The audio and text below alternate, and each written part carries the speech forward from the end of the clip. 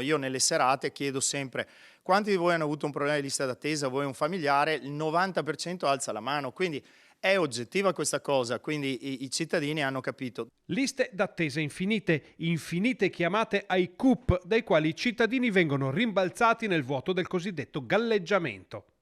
E così un semplice controllo, un accertamento, una visita specialistica diventano un miraggio per tanti veneti.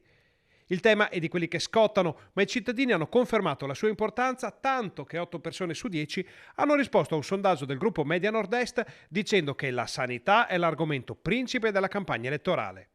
I dati ufficiali sulle liste d'attesa vengono rimandati al mittente dal PD, i cui esponenti parlano di questo meccanismo. I medici specialisti, quando vedono una persona per esami e altre visite che loro prescrivono, risultano come visite di controllo o esami di controllo e non come prime visite o primi esami di controllo, e quindi questo esce dal monitoraggio delle liste d'attesa. Per Beltramello uno dei problemi di base è dovuto a una sproporzione fra domanda e offerta. Per ridurre la domanda bisogna ammalarsi meno.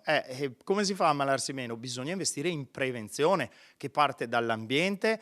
Qui sappiamo in Veneto abbiamo problemi di inquinamento dell'aria, PFAS, però poi anche gli stili di vita, quindi la promozione di stili di vita sani, ma tutti questi investimenti necessari, urgenti, poi anche ovviamente tutti gli screening, si inizia a farle oggi e i risultati ci sono tra i 5, 10 e i 20 anni, quindi nel breve termine questo non riduce le liste d'attesa. E quindi cosa si può fare? Quindi bisogna aumentare l'offerta. Per aumentare l'offerta bisogna avere più professionisti sanitari, perché le visite, gli esami vengono fatte da medici, infermieri, fisioterapisti, ostetriche e tutti i professionisti della salute. Se c'è carenza di questi professionisti è chiaro che lì è l'imbuto.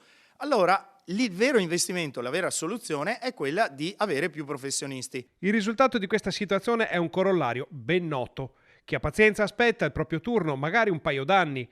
Chi non può permettersi di aspettare va nel privato e chi non può permettersi il privato semplicemente non si cura. Chi può si paga le cure private e chi non può rinuncia alle cure, perché questo sta avvenendo nel Veneto, che abbiamo i centinaia di migliaia di cittadini che rinunciano a curarsi. Questo vuol dire una totale disattenzione al bene primario.